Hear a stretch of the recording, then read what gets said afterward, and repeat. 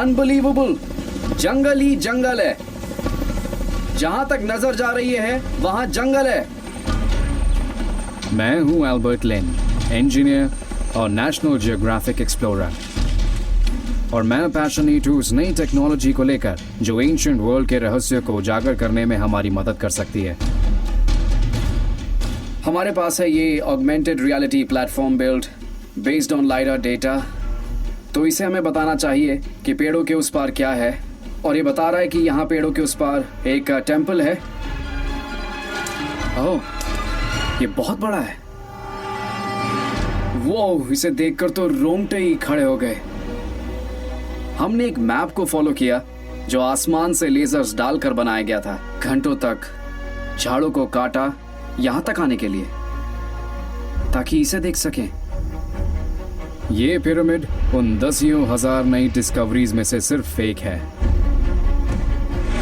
जो उस नई टेक्नोलॉजी ने उजागर की है जिसने पहली बार जंगल कैनोपी के नीचे नजर डाली,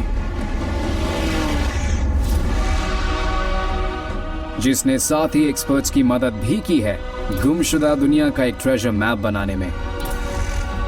ये तो मैजिक ट्रिक जैसा है। क्या बात है। और ये हिस्ट्री की सबसे रहस्यमयी सिविलाइजेशंस में से एक के बारे में हमारी समझ को बदल रही है, जो है माया।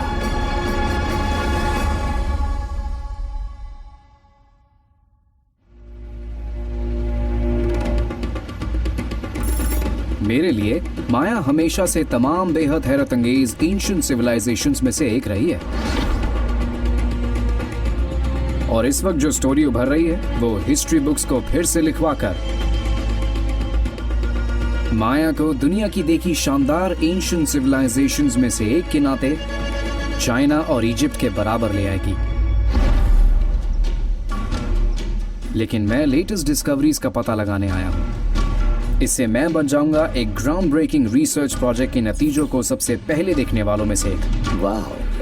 एक यूनिक और अब तक का सबसे बड़ा प्रोजेक्ट। अंदाजा लगा सकते हैं कि वहां और क्या है। 10,000 नई डिस्कवरीज, पहले अनजान रही सिटीज, और पूरे आर्कियोलॉजिकल वर्ल्ड के लिए हैरान करने वाले नतीजों के साथ। पिछले 100 सालों में ये सर्वे माया आर्कियोलॉजी में सबसे इम्पोर्टेंट डेवलपमेंट है। और मैं पता लगाने वाला हूं कि माया हिस्ट्री को उनकी राइटिंग से कैसे सामने लाया जा रहा है, कि कैसे स्नेक किंग्स के नाते मशहूर एक गुमनाम रॉयल डायनेस्टी बढ़ते बढ़ते माया वर्ल्ड के एक बहुत बड़े हिस्से पर छा गई थी, कॉन्क्वेस्ट, मैरिज और पपेट किंग्स के जरिए। और ग्राउंड पर डिस्कवरीज को फॉलो करके मैं देखूंगा खोद कर निकाले जा रहे ट्रेजर्स को। ये हाल में पेंट की गई लगती है, पर है 1400 साल पुरानी।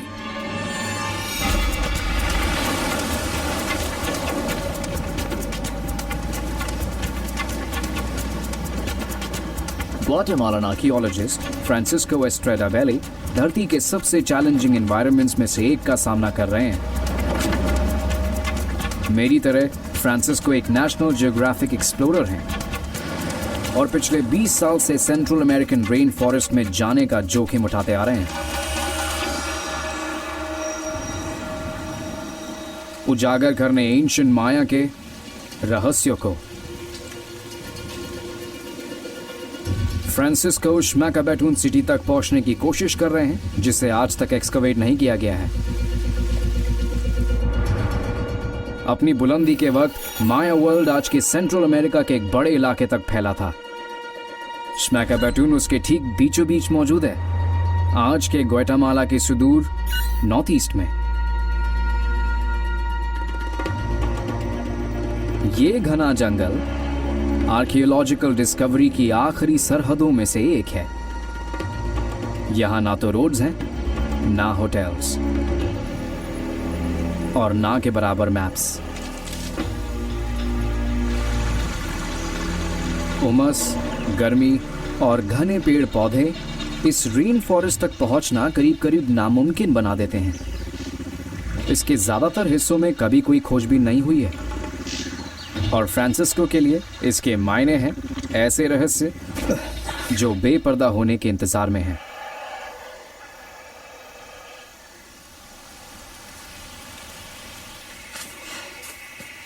आई थिंक मुझे कुछ दिखा है वहां पर, शायद कोई टीला है। 1000 से ज्यादा साल पहले इस पूरी जगह पर कभी एक सिटी हुआ करती थी, लेकिन वक्त के साथ श्माका बटून को जंगल ने ढक दिया है। ये असल में किसी रूम की छत है। यहाँ काम करने का फ्रांसिस्को का ये पहला सीजन है। वो पहले आर्कियोलॉजिस्ट हैं जो इसे एक्सकवेट करने की कोशिश कर रहे हैं। यहाँ ये सब काफी अच्छी हालत में है। फ्रांसिस्को की सदी हुई आंखें घने झाड़ों के पार एक खोई दुनिया को देख सकती हैं। हम कोर्टयार्ड के बीचों बीच हैं। आप शायद अंदाजा ना लगा पाएं, पर ये आसपास की जगह ऊंचाई पर है और जगह जगह टीले बने हैं। सबसे बड़ा वो वाला है। शायद 1300 साल पहले लोग यहाँ रहा करते थे। तब यहाँ कोर्टयार्ड में बच्चे खेलते होंगे शायद, पर अभी अंदाजा नहीं लगा सकते।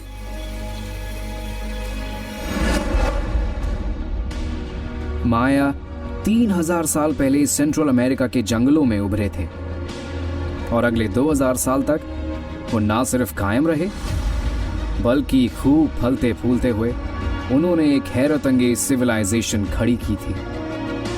घनी और अलग थलग दिखने वाली जंगल सिटीज के अंदर स्टोन एज के इन लोगों ने कला के गजब के नमूने रचे थे।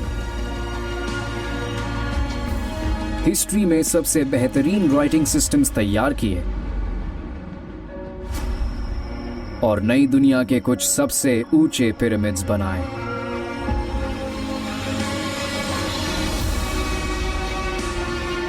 लेकिन सबसे बड़ा रहस्य है कि माया ने यहां ऐसी बेरहम आबो हवा में एक सिविलाइजेशन कैसे खड़ी की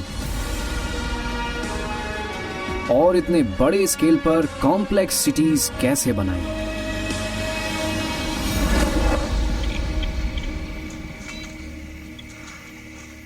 श्माका बटून के बीचों बीच एक रहस्यमय रास्ते को झाड़ियों ने ढक रखा है। शायद हम काफी नजदीक हैं मेन प्लाजा के, क्योंकि यहाँ से ये सीधा ऊपर जा रहा है।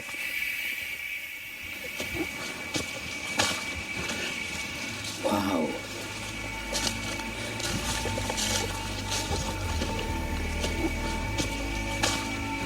शायद वहां एक बड़ा सा पिरामिड है जो इन पेड़ों वगैरह की वजह से यहां से दिख नहीं रहा। यहां नजरों से तकरीबन ओझल आसमान छूता एक विशाल पिरामिड खड़ा है। टॉप पर मौजूद इसके शाही दरबार से किंग्स, क्वींस और प्रीस्ट्स इंसानों की कुर्बानी देने वाली रस्मों में शामिल होते थे। यातना और इंसानी कुर्बानी माया बिलीफ में बुनियादी थे।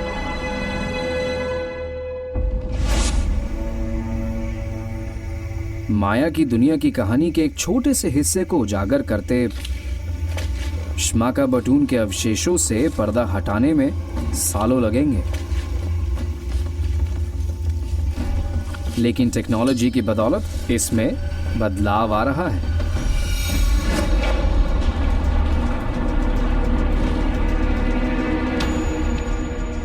एक नया और काफी उम्मीदों भरा रिसर्च प्रोजेक्ट यूज कर रहा है लेजर्स, जिससे बन रहा है ट्रेजर मैप माया का, जो नॉर्दर्न ग्वाटेमाला के घने जंगल की चादर के नीचे मौजूद रहस्यों को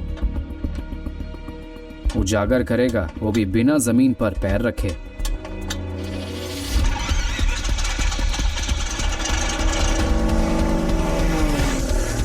इस जबरदस्त चैलेंज पर 30 से ज्यादा जाने माने एक्सपर्ट्स जुटे हैं और साथ हैं आर्कियोलॉजिस्ट्स ग्वाटेमाला और ओवरसीज से, जिसमें शामिल हैं एयरबोर्न लेजर टेक्नोलॉजी के स्पेशलिस्ट भी, जो बनाएंगे जंगल के मैप को।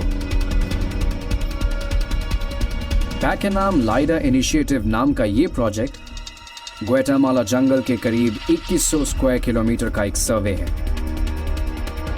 ये अलग थलग दिखने वाली 1 दर्जन से ज्यादा माया सिटीज और अनजान वीरानियों के एक बड़े इलाके को कवर करते हुए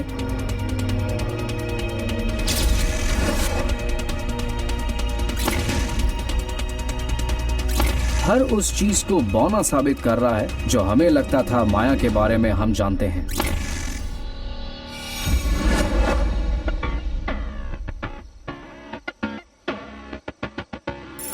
university of California, San Diego.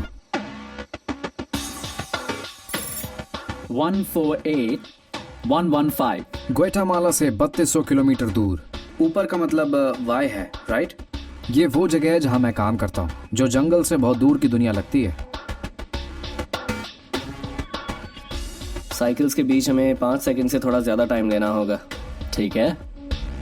Francisco Estrada बेली एक नए रिसर्च प्रोजेक्ट के डायरेक्टर्स में से एक हैं।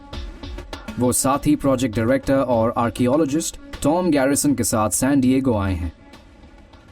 ये तो डीएसएम है जो आप दिखा रहे हैं। आपने हमारी कोई सैटेलाइट इमेजरी यूज नहीं की है। इस प्रोजेक्ट में इस्तेमाल की गई नई टेक्नोलॉजी का नाम है लाइडार, जो आर्कियोलॉजी में बड़े बदलाव ला रही है। एयरबॉर्न लाइडर में एक प्लेन से पल्सेस फायर करके लाइट की टाइमिंग ऐसे सेट की जाती है कि ये अरबों गुना होकर लौटती है।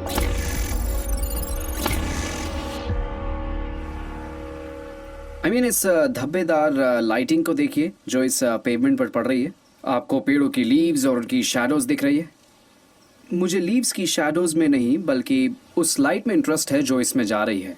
लाइडा डेटा में हम इसी को देखते हैं, और अगर हम उस थोड़े से डेटा को ही देखें जो ठीक ज़मीन तक जाता है तो हमें दिखता है एक मैप जो उस पूरी कैनोपी के नीचे है।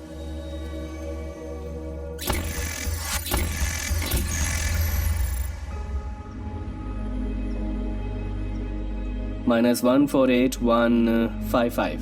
नए मैप की अभी जांच चल रही है, लेकिन मैं टॉम और फ्रांसिस्को के साथ उसे देखने वाला हूँ। सैन डिएगो में मेरे कॉलीग्स की मदद से इसे पहली बार बड़े पैमाने पर विजुअलाइज किया गया है। अब जरा अंदर का देखें। ये बात, ये जो डेटा है ये वेजिटेशन के साथ है।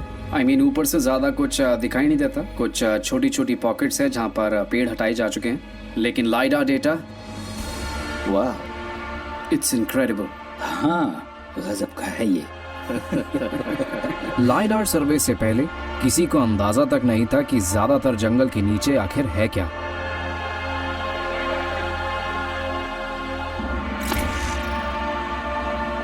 आज वो सारा देखा जा सकता है। ये मैजिक ट्रक जैसा है। क्या बात है, मतलब इसे कहते हैं वे ऑफ द फ्यूचर।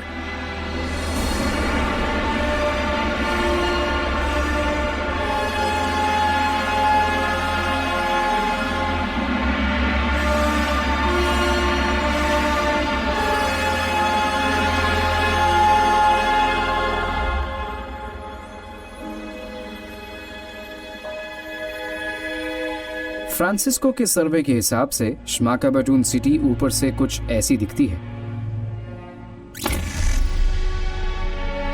और पेड़ों की चादर हटाने के बाद ऐसी